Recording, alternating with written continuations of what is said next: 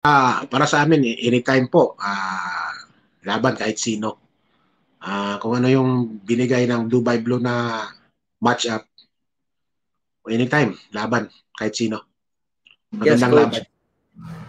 So, I'm down to my last question, Coach Nonoy. Actually, last two. First, gusto ko munang malaman yung prediction mo dun sa Trilla in Manila event. Of course, dun sa main event na si Melvin Jerusalem, our WBC Minimum Weight World Champion, who will defend this title against Siakol Wakuse. So, ano yung prediction mo dun sa World Championship fight between Jerusalem and Kuse sa Trilla in Manila?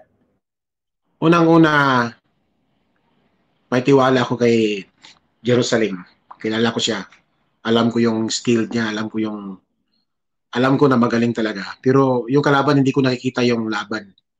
Hindi ko pa nasilip kung ano talaga yung style ng kalaban. Pero may tiwala ako na Jerusalem pa rin yung mananalo. Andun tayo, Pilipino.